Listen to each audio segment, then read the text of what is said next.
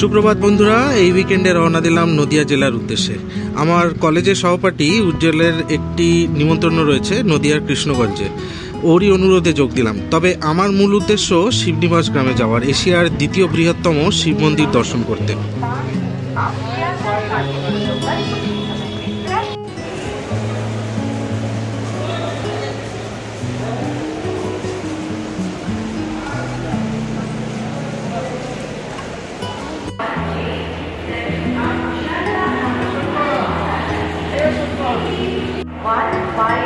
যাত্রার শুরুতেই স্টেশনের এই কোলাহল কিন্তু বেশ অ্যাডভেঞ্চারাস। একদিকে মানুষের কোলাহল, আর একদিকে ট্রেনের স্কেডিউল অ্যানাউন্সমেন্ট। কিছুক্ষণের মধ্যেই আমাদের ট্রেন স্টেশনে এলো। যেহেতু সময়টা এখন সকাল, আশা করি সিট নিয়ে কোনো সমস্যা হবে না।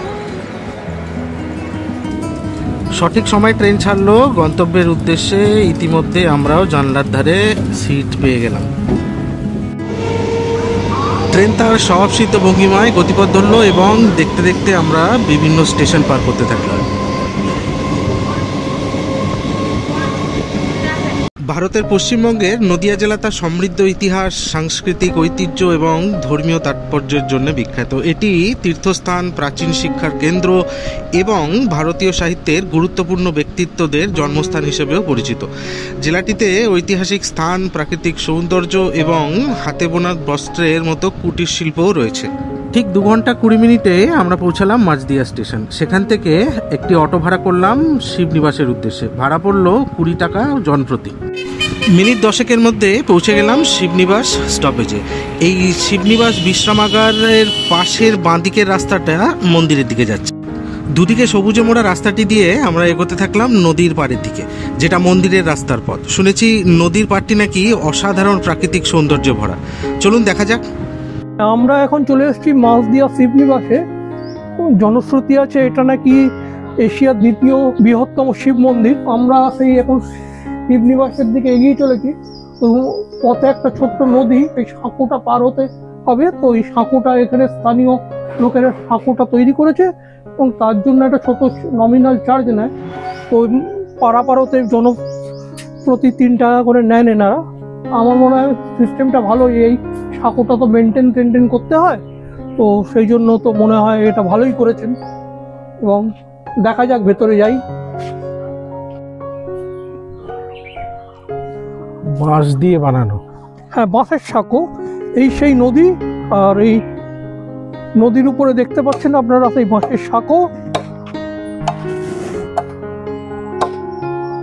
এবং নদীর অপর প্রান্তে দেখতে পাচ্ছেন সেই লম্বা সিঁড়ি, একটা ঘাট।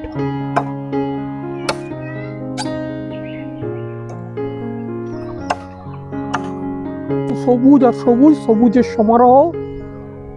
আম, কাঁঠাল, লিচু, নানা রকম ফলের বাগানে ভর্তি। পরিবেশ খুবই সুন্দর। আর সবচেয়ে বড় কথা হলো এই গ্রীষ্মে এখানে কিন্তু টেম্পারেচার অত হাই নয়। একদমই খুব মনোরম পরিবেশ। নদীর পাড়টি দেখার মতো, যেটা শুনেছিলাম, মানে এখানকার সৌন্দর্যের প্রত্যেকটি শব্দ সার্থক। সময় পেলে আপনারা অবশ্যই ঘুরে যাবেন এই জায়গাটি। নদিয়া জেলা মূলত পাললিক সমভূমি, যা হুগলি নদীর পূর্বে অবস্থিত। স্থানীয়ভাবে ভাগীরথী নামেও পরিচিত। জলঙ্গি, চূর্ণী এবং ইচ্ছামতির মতো শাখা নদীগুলি এই পাললিক সমভূমিকে বিভক্ত করে। ভৌগোলিকভাবে এই চূর্ণী নদীর সীমান্তের দায়িত্ব পালন করে। দক্ষিণ পূর্বে এই চূর্ণী নদী কৃষ্ণনগর, শান্তিপুর, রানাঘাট, চাকদহকে পৃথক করে। যতদূর জানি পূর্ব বাংলাদেশের সাথেও নাকি সীমানা তৈরি করেছে এই নদী। এই চূর্ণী নদী আজ আমাদের গল্পের পটভূমি। এইখানেই মহারাজা কৃষ্ণচন্দ্রের পায়ে ধরা দিয়েছিল একটি মাছ। তারপর অনেক ইতিহাস আছে, শুনতে থাকুন, বলছি সেই গল্প। প্রায় 300 বছর পুরনো এই জনপদ, এই জায়গাটির নাম শিবনিবাস রাখেন মহারাজ কৃষ্ণচন্দ্র। কেউ বলেন তিনি শিব মন্দির স্থাপন করে নাম রেখেছিলেন শিবনিবাস, আবার অনেকে বলেন তার জ্যেষ্ঠ পুত্র শিবচন্দ্রের নামে এই নামকরণ হয়। বাঁশের সাঁকো পেরিয়ে এবারে আমরা মন্দিরের দিকে যাচ্ছি। বাঁশের সাঁকো পেরিয়ে এবারে একটা ঢালাই রাস্তা, সিমেন্টের মন্দির কমিটির পক্ষ থেকে তৈরি করে দেওয়া ঢালাই রাস্তা। তো এই ঢালাই রাস্তা দিয়ে আমরা মোটামুটি মন্দিরের দিকে এগোচ্ছি। আপনারা ওইদিকে দেখতে পাচ্ছেন যে সেই নদীর ধারে যে নদীর ঘাটে যাওয়ার জন্য যে সিঁড়িটা, সেই সিঁড়ি দিয়ে অনেক পুণ্যার্থী ওই ঘাটের দিকে নামছেন বেশ কিছু। যদিও জায়গাটা খুব খোলামেলা এবং পরিবেশ নিরিবিলি। আমবাগান দিয়ে পুরো ভর্তি চারিদিকে।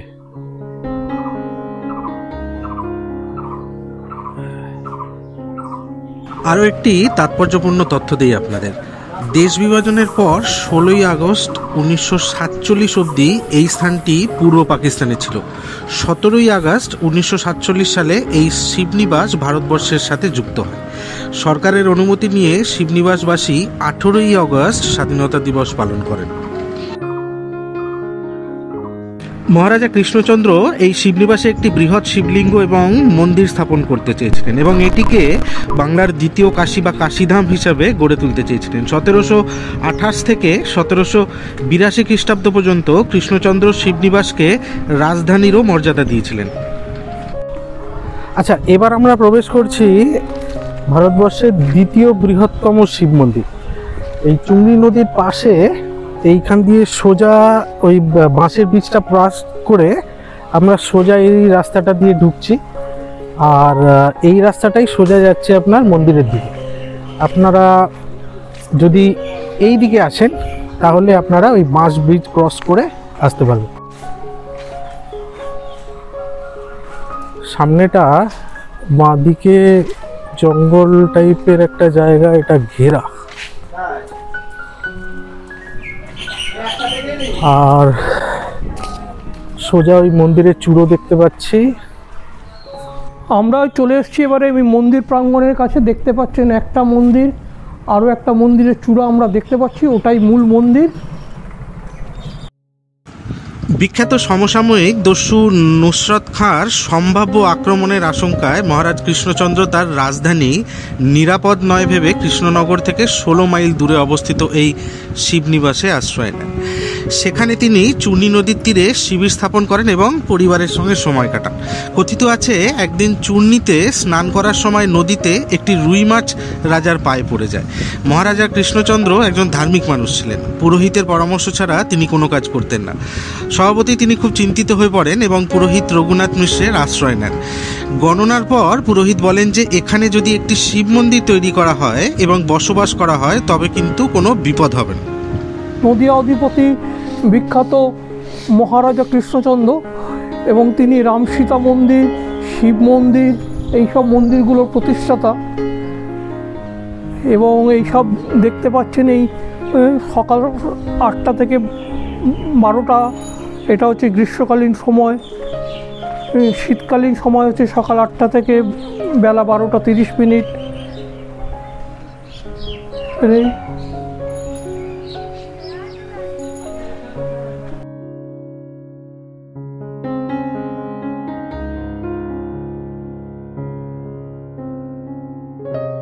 শ্রাবণ মাসের সোমবার, শ্রাবণ মাসের শেষ সোমবার, আর যেটা বাৎসরিক বড় যেটা মেলা হয় এখানে, এটা বড় মেলাটা হয় ভীম একাদশীতে। সেটা কোন মাসে হয়? এটা মাঘ মাসে সরস্বতী পুজো হয়, হ্যাঁ, এই 5 দিন পরে মেলা। আচ্ছা আচ্ছা আচ্ছা আচ্ছা। রঘুনাথ মিশ্রের পরামর্শে এবং মারাঠা আক্রমণ থেকে মুক্তি পাওয়ার জন্যে রাজা কৃষ্ণচন্দ্র তার পরিবার ও সম্পদ নিয়ে শিবনিবাসে বসবাস শুরু করেন। প্রাসাদ রক্ষার জন্যে প্রাসাদের চারপাশে বিশাল প্রাচীর, হাতি, ঘোড়ার ঘর, ব্যারাক এবং ছোট ছোট দুর্গ তৈরি করেন। ফলস্বরূপ রাজার রাজ্য পূর্ণতা লাভ করে সেই সময়। যেহেতু নুসরত খাঁ শৈব ভক্ত ছিলেন, তাই শিব মন্দির নির্মাণ তাকে দস্যুদের আক্রমণ থেকে রক্ষা করবে। প্রাথমিকভাবে 108টি শিব মন্দির নির্মাণের পরিকল্পনা ছিল, তবে জরুরি ভিত্তিতে কয়েকটি নির্মিত হয়েছিল। যদিও তিনি পরে আরও অনেক শিব মন্দির নির্মাণ করেছিলেন, তবে বেশিরভাগই ধ্বংসস্তূপে পরিণত হয়েছে। বর্তমানে এখানে আপনারা 3টে মন্দির দেখতে পাবেন: রাজরাজেশ্বর মন্দির, রাগেশ্বর মন্দির এবং রাম সীতা মন্দির। মাঝদিয়া অঞ্চলের এই গ্রাম শিবনিবাস মূলত এই রাজরাজেশ্বর মন্দিরের জন্যই বিশেষ খ্যাতি অর্জন করেছে। আচ্ছা দিদি, মোটামুটি এই মন্দিরটা মানে কতদিনের পুরনো? অনেক দিন, তাই না? হ্যাঁ,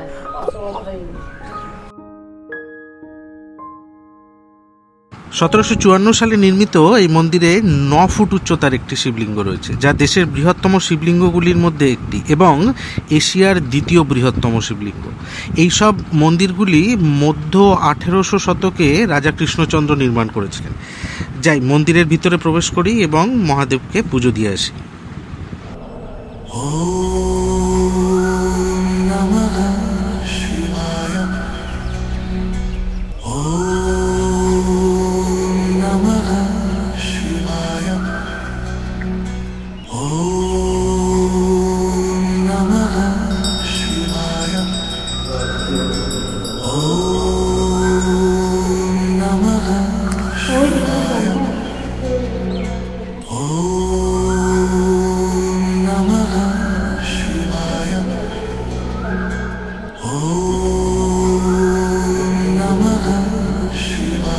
এটা কোথায় রাখছেন?